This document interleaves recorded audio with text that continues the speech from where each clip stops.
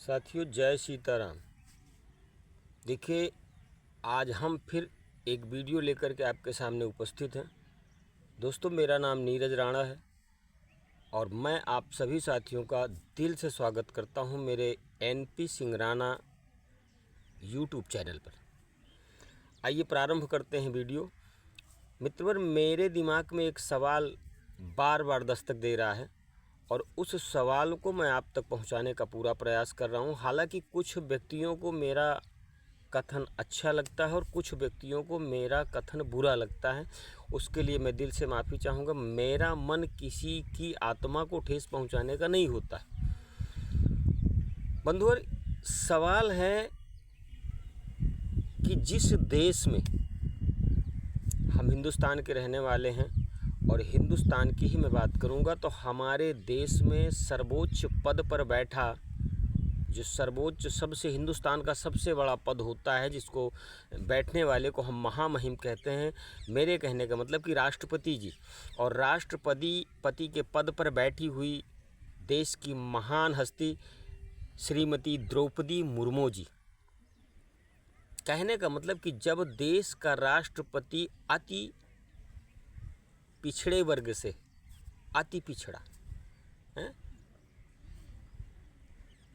और देश के सर्वोच्च न्यायालय का मुख्य न्यायाधीश वो भी श्रीमान दलित समुदाय से हैं, और हमारे देश के वर्तमान प्रधानमंत्री जी माननीय श्री नरेंद्र भाई मोदी जी वो भी पिछड़े वर्ग से,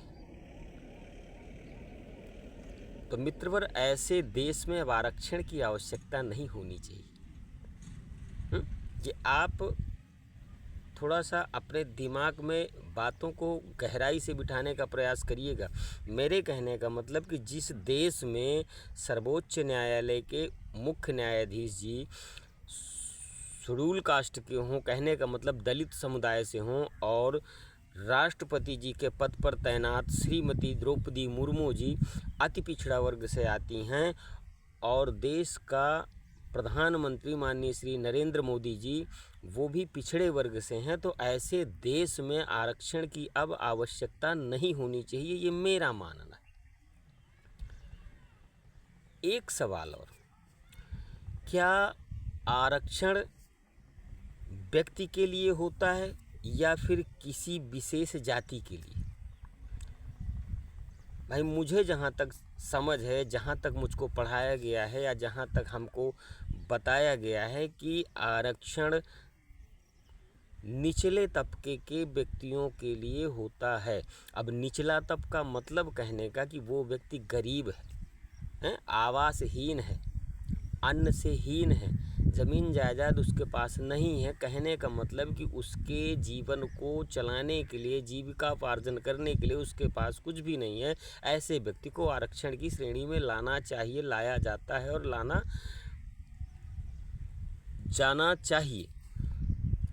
लेकिन प्रभु, आज का जो आरक्षण है और आज के आरक्षण का जो दौर चल रहा है, वो एक जाति विशेष के आधार पर आरक्षण दिया जा रहा है, और ये गलत बात है। इसको लगभग ख़त्म होना चाहिए। हर वर्ग में, हर जाति में, हर समाज में लोग गरीब होते हैं। हर वर्ग, हर जाति, हर समाज में लोगों को अपनी आवश्यकताओं की पूर्ति करने के लिए इधर उधर हाथ पैर चलाने पड़ते हैं। क्या सामान्य वर्ग के व्यक्तियों में कोई व्यक्ति गरीब नहीं है? सामान्य वर्ग के बच्चों को पढ़ने के लिए, विद्यालय जाने के लिए पैसे की आवश्यकता नहीं पड़ती है? क्या सामान्य वर्ग के बच्चों को, हालांकि एक बात तो बहुत अच्छी चल रही है कि 0 से लेकर के 14 वर्ष के बच्चों को फ्री, मुफ्त में शिक्षा दिलाई जा रही, बहुत अच्छी बात है। सरकार के हम शुक्रगुजार हैं। सभी को लगभग कोरोना के समय से या उसके पहले से भी सभी को यूनिट के हिसाब से अनाज भी वितरण किया जा रहा है, ये भी बहुत अच्छी बात है, हम शुक्रगुजार हैं। आवास भी सभी को आवंटित किए जाते हैं आवश्यकता अनुसार, ये भी बहुत अच्छी बात है, हम इस चीज़ के भी शुक्रगुजार हैं। लेकिन महोदय, निवेदन है कि आरक्षण को व्यक्तिगत किया जाना ये अच्छी बात है, बल्कि जातिगत किया जाना ये अच्छी बात नहीं। ये मेरा मानना है। बाकी आप लोग तो आला हैं, सर्वोपरि हैं, जो आपकी मर्जी करे कर सकते हैं कानून के दायरे में रह करके। तो मेरे कहने का मतलब सिर्फ इतना है कि जितना ज़्यादा हो सके समाज के हित में कार्य होना चाहिए। वैसे भी हमारे जो देश के वर्तमान प्रधानमंत्री जी हैं बहुत अच्छा कार्य कर रहे हैं और उम्मीद है कि आगे भी इसी तरह करते रहेंगे। महादेव से हम प्रार्थना करेंगे कि आपकी आयु, आपके कार्य की आयु हमेशा लंबी होती रहे, हमारी दिल से प्रार्थना है। बाकी मैंने जो प्रश्न मेरे दिमाग में था मैंने आप लोगों को बता दिया।